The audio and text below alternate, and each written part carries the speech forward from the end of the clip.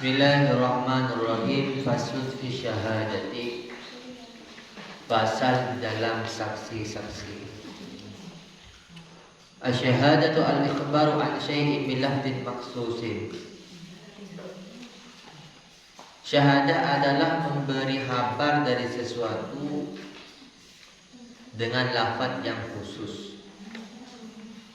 Syahadah adalah memberi kabar dari sesuatu dengan lafaz yang khusus.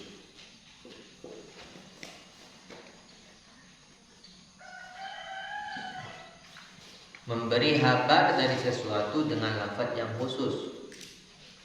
Wal aslu fiha qabla al-ijma' ayatun wa ahadits minha qaulu ta'ala wa la taktumus syahadata wa may yaktumha fa innahu athimun qalbuh. Kata Al-Quran, firman Allah, janganlah kalian menyimpan penyaksian. Barang siapa yang menyimpannya, maka dia berdosa hatinya. Maka saksi itu sangat penting. Contoh ya, kemarin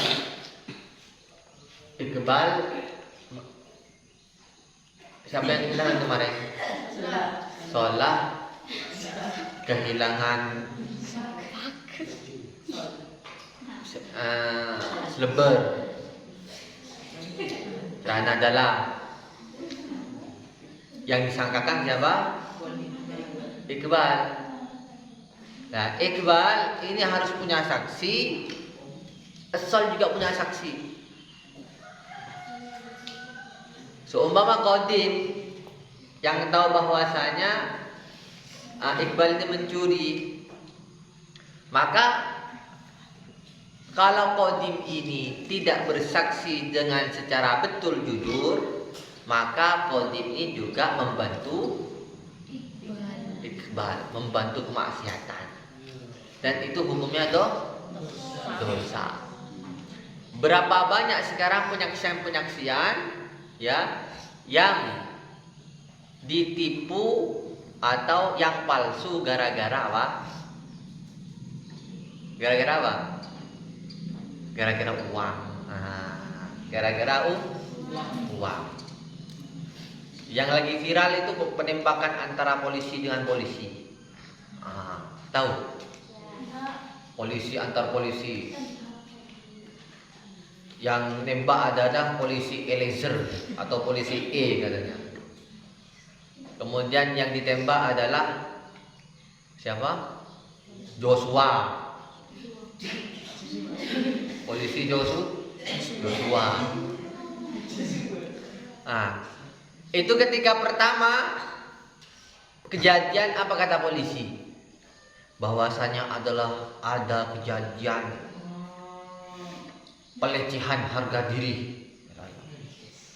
Ya, kata polisi, kata Jaksel, Polres Jaksel Jakarta Selatan. Ini adalah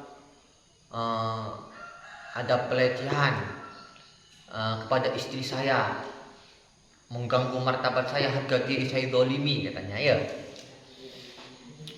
Di depanan sudah ada jumpa pres ya. Kemudian ketika ada polisinya menerangkan bahwasanya awalnya dia siapa yang dibunuh? Joshua datang ke kamarnya Putri Chandrawati Putri, kan istrinya Chandrawati Putri. Kemudian dia melecehkan istri saya. Kemudian dia saling karena si perempuan minta tolong. Akhirnya Eliezer datang. Akhirnya karena melihat suara yang ada mau ke sana, akhirnya ditembakkanlah. Ketika ditembak ke Eliezer gak dapat sampai 7 tembakan. Sedangkan yang ditembakkan kepada siapa? Joshua itu tepat semua. Akhirnya Joshua sampai meninggal dunia. Sudah jumpa pres bahwasanya ada tembak menembak. Ternyata dapat 1 bulan penyaksian itu netizen janggal. Masa polisi bersaksi Pas ketepaan di rumahnya itu kejadian itu CCTV-nya mati katanya. Dua-duanya mati katanya. Ya. Kok bisa CCTV mati? Kemudian tembakannya kok bisa 7 tembakan gak ada yang tepat? Kok sakti banget yang satunya? Yang satunya tepat semua. Sampai kena kepalanya, dadanya, hancur semua. Ya. Kemudian ketika diotopsi, otopsinya gak boleh dilihat. Nah, ketika mau dimakamkan ke mana, Sumatera apa di mana tempatnya itu polisinya yang mati, korbannya itu gak boleh dilihat sama keluarganya. Nah, kamunya keluarganya kan ya dibuka. Ternyata di sana banyak penyiksaan dan bukan saling tembak tapi ditembak. Akhirnya siapa ini? Si korban. Nah, si korban melapor ke polisi. Nah, sama polisinya kena uang. Diberi 1 miliar. Ya, akhirnya minta tolong ke masyarakat, ini ada kejahatan di dalam polisi. Akhirnya Kapolri Sigit Sutio itu ya menyelidiki sendiri. Ternyata inti singkat cerita bahwasanya penyaksian itu apa? Palsu. Polisinya semua 30 polisi, jenderalnya 4, ternyata itu adalah yang membunuh, yang menembak. Yang menembak. Jadi Joshua itu ditembak secara kejam. Dibunuh secara kejam. Wallah alam kejadian yang betul bagaimana. Gus awalnya nggak ngeliat, tapi kok keluar di YouTube kok rame. Akhirnya saya lihat ternyata di polisi itu banyak banyak orang yang nggak jujur, banyak yang ketika masalah itu nggak jujur, paham? Akhirnya diselidiki dan betul bahwasanya yang membunuh adalah otak pembunuhan adalah polisi Sambo namanya, Irjen Sambo. Yang disuruh ada Eliezer. Yang korban adalah Joshua. Kemudian banyak lain polisi-polisi yang lain yang membantu dalam menutupi pembunuhan ini. Dan perlu diketahui bahwasanya sesuatu yang jelek, katanya ulama itu ya, sesuatu yang jelek walaupun kamu tutupi tetap akan keluar. Paham? Katanya efek kamu ini melakukan maksiat dalam batu gua, gak ada orang yang tahu. Paham? Gak ada orang yang tahu. Ini efek keluar gua itu efek. Walaupun gak ada yang tahu. Paham? Sepandai-pandainya apa katanya? Tupai meloncat, masih ada yang jatuh. Akhirnya kelihatan semua ternyata polisi ini banyak ada yang mengatakan adalah membantu perjudian, mempunyai bisnis haram, online haram dan sebagainya. Nah, yang seperti itu masuk ke ayat Quran, wa may yaktumha fa innahu athimun qalbu. Barang siapa yang menyimpan menutupi maka dia berdosa hatinya. Nah, paham tuh? Begitu. Akhirnya sekarang jenderal 4 ditahan semua. Istrinya pandai juga bersandiwara. Katanya nangis. Saya melaporkan saya dilecehkan sama itu. Sama yang korban itu, saya Pak Joshua. Dilecehkan. Saya diginikan, saya digitukan. Padahal ketika dicek sama Komnas HAM, tidak ada sedikit pun pelecehan. Maksudnya istrinya mau diperkosa atau gimana gak tahu. Pokoknya ada pelecehan.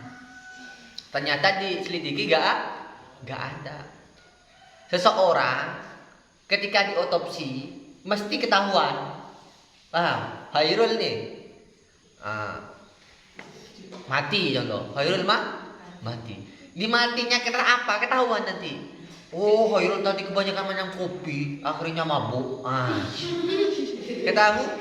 Ketahuan. Kemudian kena pukul Gus tadi, pleng kena kopinya, keluar darah. Mati terus. Dicek, Oh, ternyata matinya bukan karena dipukul, memang otaknya ada yang rusak, contoh.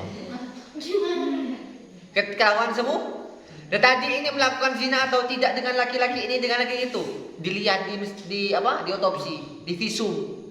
Oh, ternyata betul ini tadi berzina dengan itu. Kelihatan semua? Kelihatan semua.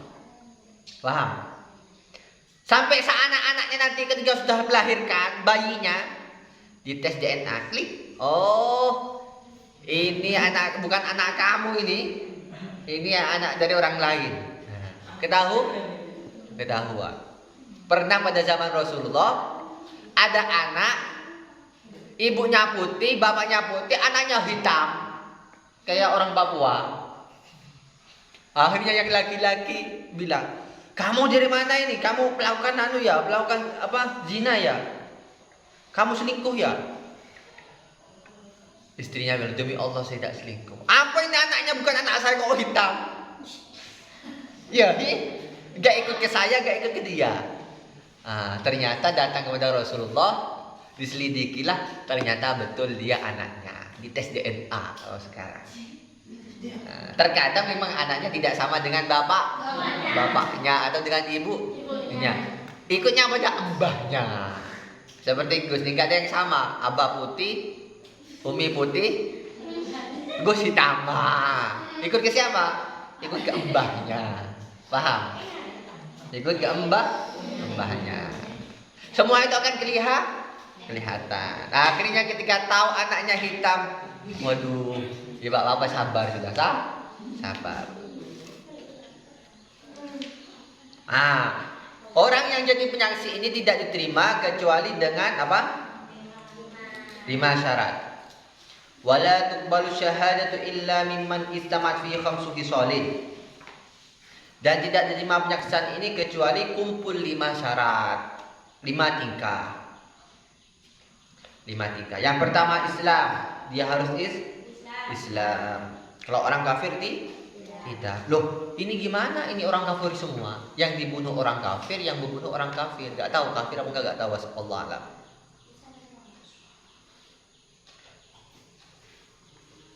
Yang jadi saksi banyak ya, yang jadi saksi banyak. Wal bulughu dan balik, wal aklu dan akal, wal khurriyatu dan merdeka. Jadi kalau penyaksiannya anak kecil, orang gila, tidak merdeka, tidak diterima. Wal adalatu dan adil. Nanti disebutkan apa itu syarat-syaratnya orang adil.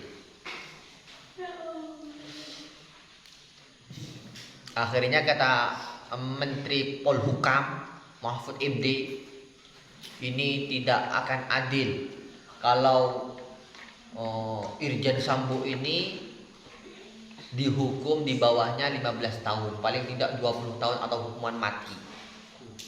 Hukuman karena menjadi tersangka pembunuhan berencana. Memang direncanakan. Kemudian selama sebulan baru ketemu. Paham? Jadi polisinya dibayar, penyaksiannya dibayar juga. Eliezer itu hampir mau dibayar 1 miliar, yang nembak itu 1 miliar. Yang 2 yang membantu 500 juta. Hakimnya juga bisa juga dibayar juga hakimnya. Jadi sekarang itu hukum ya, banyak orang yang apabila ada kuasa, ada uang, dia menang. Berapa banyak orang yang mencuri ayam ya dihukum 15 tahun. Ayam yang mencuri triliunan tahun 1 tahun bebas sudah. Ya. Karena uang. Makanya orang-orang yang seperti ini harus dibuang, harus dibuang. Makanya masyarakat banyak yang nggak percaya ke polisi, banyak nggak percaya ke polisi. Alhamdulillah dengan sekarang ketemu dalangnya, ya. Akhirnya ketika ketemu dia minta maaf. Saya membela sungkawa terhadap korban dan semua itu. Saya minta maaf kepada Kapolri, pada jajaran Kapolri dan teman-teman saya. bahwasanya saya lakukan ini adalah karena dia mencoret martabat saya dan melecehkan istri saya. Kalau melecehkan istri dulu, Gus pertama baca berita itu pantas, paham ya? Kalau orang diganggu istrinya, kemudian laki-laki itu dibunuh, pantas. Atau istrinya dibunuh juga, pantas. Kenapa? Betul, dia menjaga martabat dirinya. Paham nih? Paham? Contoh nih, Aan punya istrinya selingkuh. Contoh ya, istrinya selingkuh dengan orang. Sama Aan dibunuh, bertengkar sama selingkuhannya, itu pantas. Karena sakit hati dan dia memang haknya dia. Walaupun secara hukum salah. Secara hukum salah, bukan dibunuh. Tapi bagaimana? Jadikan saksi, carilah saksi Aan kalau memang dia selingkuh, dia berzina, ketemu ada bukti yang kuat. Gak usah bunuh Aan. Nanti dia dua-duanya akan dirajam. Dan enak kalau dirajam, dia tidak mati sampai tersiksa. Kalau langsung tembak, enak. Enak. Kelihatannya enak. Semuanya gak enak. Namanya mati gak enak. Kecuali orang yang iman, ingin bertemu dengan Allah. Maka yang didambakan adalah kematian. Tuh saya pengen rindu, ingin ketemu sama Rasulullah. Ya mati. Ingin ketemu sama Allah. Walil adalatu khamsu syara'id ayyakuna mustaniban lil kaba'ir. Keadilan itu mempunyai 5 syarat. Yang pertama, harus meninggalkan dosa-dosa besar. Harus meninggalkan dosa-dosa besar. Kalau dia melakukan dosa besar, maka tidak dikatakan dia adil. Apa itu dosa besar? Yaitu dosa besar adalah dosa yang ketika pelakunya itu melakukan perbuatan itu akan ada ancaman yang besar dari Al-Quran, dari hadis. Paham ya? Makanya wa man qatalahu muta'ammidan fajazaa'u mithlu ma qatala minan na'ami. Bukan. Apa? Contoh, orang yang membunuh maka akan dibunuh. Ya, orang yang dirajam, wazani wazaniatu fajlidu thamanina jaldah. Orang yang zina laki-laki atau zina perempuan maka akan dijilid atau dirajam. Itu adalah apa? Adalah ancaman yang besar dari Allah. Itu adalah dosa besar. Pokoknya contoh lain, makan riba. Orang yang makan riba kata Al-Quran seperti orang yang kena setan. Orang yang kena setan, kerasukan. Itu juga dosa besar. Juga dosa besar juga adalah membantah suami atau membantah bapak atau ibu, orang tua. Dalam Quran apa? Wala taqul lahuma wala tanharhuma wa qul lahuma qaulan karima. Ya, ucaplah pada orang tuanya engki, wah. Itu gak boleh. Atau lain, bahasanya halus, cong engki. Tapi ketika orang tuanya itu butuh uang, gak dikasih uang. Itu sama juga apa? Melawan orang tua. Paham? Ya. Jadi maksudnya wala taqul lahuma uff, jangan menyakiti hati orang tua, bukan hanya kata-kata, tapi semua kelakuan. Dia gak berakhlak juga kepada orang tua. Orang tua juga lengkai. Itu juga sama. Itu maksudnya. Paham ya? Itu termasuk dosa besar. Kalau di sini disebutkan apa? Melawan orang tua, memakan riba, berzina, bersaksi bohong. Bohong. Kemudian minum khamar. Kalau sekarang nggak minum khamar, ada rokok yang seperti khamar juga. Anak muda sekarang pandai, gak minum khamr, enggak, saya ngerokok. Padahal rokoknya isi ganja. Iya gak? Kemudian memukul orang Islam tanpa hak. Paham? Memukul orang Islam tanpa hak. Contohnya, memukul orang Islam tanpa hak. Atau saya punya anak umur 9 tahun. Saya nasihati sampai 3 kali gak mau sholat. Saya boleh gak memukul anak saya? Boleh, agar apa? Agar jerah, agar dia takut terus melakukan sholat. Nah, tapi bukan saya yang mukul, ternyata ilham. Gus, saya suruh anak sampean sholat, Gus. Gak mau tak pukul, tak tempelin sama saya, Gus. Boleh apa enggak? Ilham? Nggak boleh. Paham? Kekerasan. Paham? Terus, termasuk memutus silaturahim juga dosa besar. Sama adik kakak tak nyapa sampai keluar. Gara-gara gak dikasih pinjam HP contoh, langsung tanya apa HP kok diberi. Atau meroswah. Roswah itu apa? Memberi ke hakim. Saya mencuri, tapi sudah boleh ya. Kok boleh mencuri? Nyapa saya 1 miliar. Yang memberi dosa, yang menerima dosa. Itu namanya apa? Apa namanya itu? Menyuap. Ya, menyuap. Menyuap. Juga mencaci maki sahabat. Mencaci maki sahabat juga dosa besar. Apa Abu Bakar Siddiq ruah, Sayyidina Umar ruah, Sayyidina Utsman ruah mengambil khalifah dari Sayyidina Ali. Paham? Atau mencaci maki salah satunya, mak bisa antar sahabat ataukah ulatan di iman yuk. Paham? Itu juga gak mencaci maki sahabat. Biasanya orang Syiah ini kalau ketemu siapa Muawiyah, kuburannya itu diambilkan tai, diantem. Di Syria itu ya, diambil tai, diantem. Kenapa? Benci sama Muawiyah. Atau benci sama sahabat Bilal. Begitu. Enggak boleh.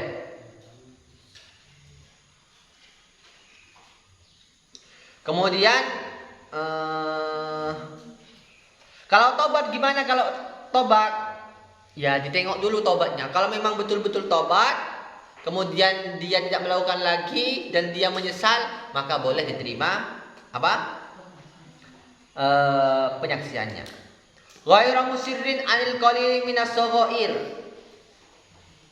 Iqbal sudah gak melakukan zina, gak minum khamr, gak melawan orang tua, sudah ya gak membunuh. Tetapi Iqbal setiap hari di dalam kamar mandi ada odolnya ilham, dipakai tanpa bilang-bilang, dipakai sedikit-sedikit sampai 30 hari terus.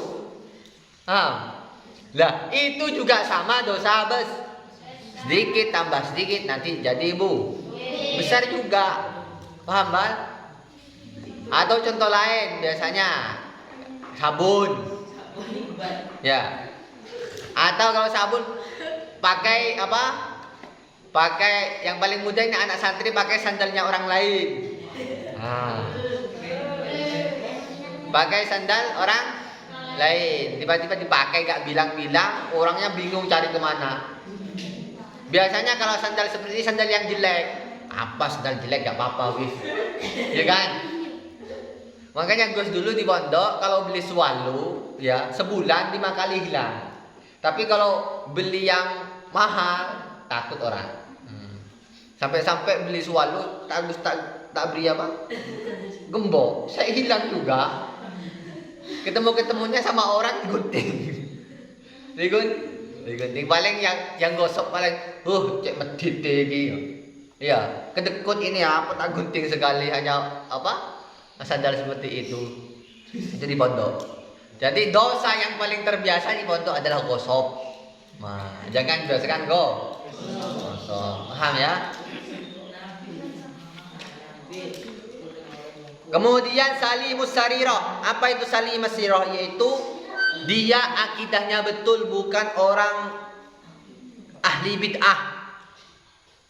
Paham? Orang ahli contoh orang ahli bid'ah. Kullu dhalalatin finnar wa kullu bid'atin wa kullu dhalalatin kullu bid'atin dhalalah wa kullu dhalalatin finnar. Setiap orang apa? Setiap orang yang sesat itu bid'ah, dan setiap orang yang bid'ah yang sesat itu masuk neraka. Semuanya nerakakan. Ya.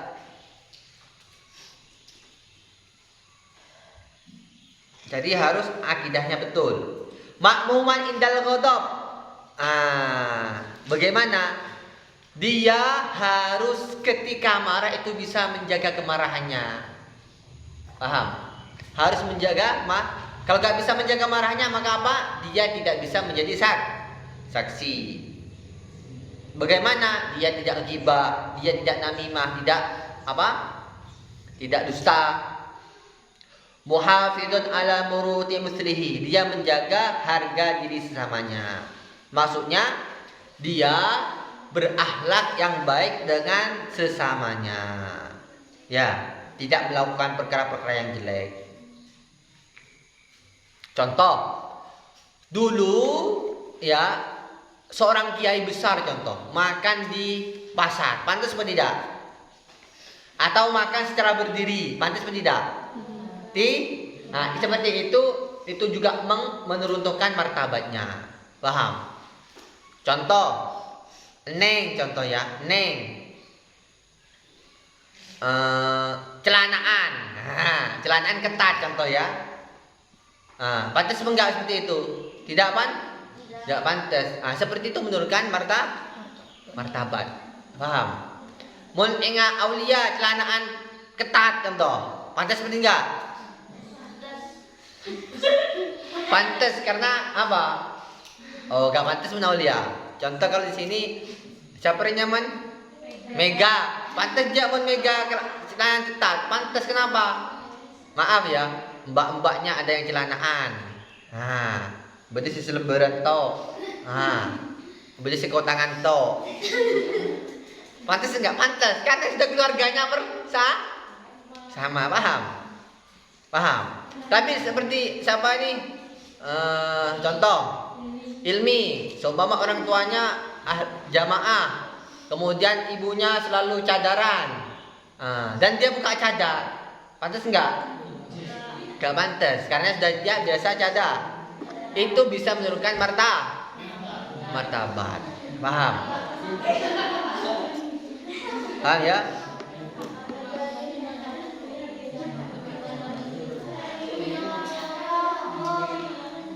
Kemudian kalau melihat keluarganya harus baik juga ya, keluarganya harus tidak boleh bekerja yang jelek-jelek. Contoh, dia menyaksi tapi orang jual kerja yang jelek. Kalau dalam agama itu yang nggak boleh adalah ngelucu, pelawak, tetapi dia melawaknya bukan agama, malah melecehkan agama. Contoh ada doa yang geger dinyor amin kan, ya kan, naik kelapa geger kan tebukan amin kan, ada kan, syukur pun tak salah ya, itu kan nggak boleh itu. Pernah tahu? Ada itu pelawak Madura, syukur namanya. Alhamdulillahirrahmanirrahim, naiknya mereka geger tebung amin ya, mereka yang bukan rumah sakit amin ya, mereka yang innalillahi mati amin ya. Lawak itu dosa itu bisa menurunkan martabatnya, nggak boleh. Paham tuh? Ya subhanallah bihamdihi.